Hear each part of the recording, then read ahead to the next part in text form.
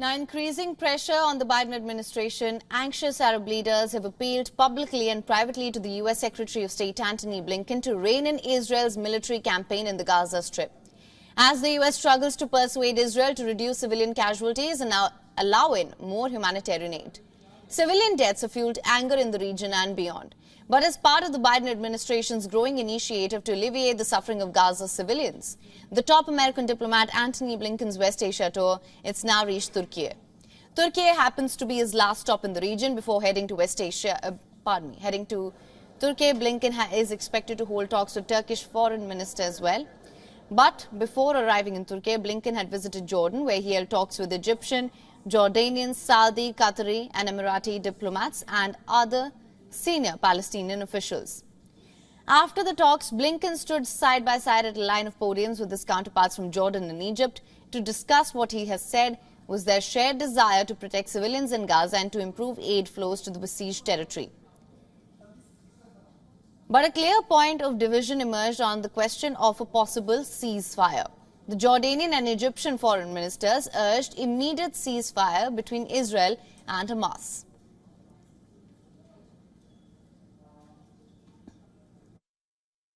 ولكل الدول العربية جريمة حرب أخرى سنتصدى لها بكل طاقاتنا.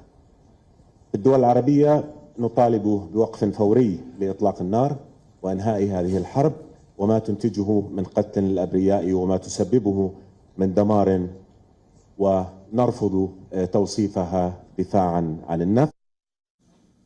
On the other hand, Blinken took the position that the ceasefire would be counterproductive. Blinken made clear that the furthest he would go was supporting a humanitarian pause to give time for humanitarian supplies to be delivered and getting civilians out of Gaza. It's our view that a ceasefire now would simply leave Hamas in place, able to regroup and repeat what it did on October 7th. And you don't have to take my word for it. Just a few days ago, a senior Hamas official said that it was their intent to do October 7th again and again and again. No nation, none of us can accept that. No one would find that tolerable.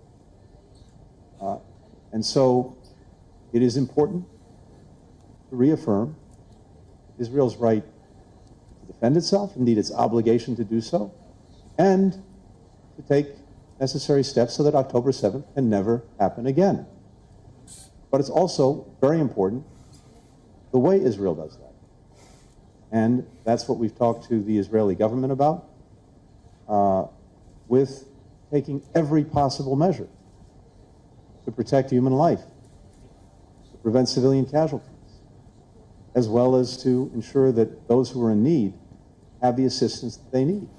WION is now available in your country. Download the app now. Get all the news on the move.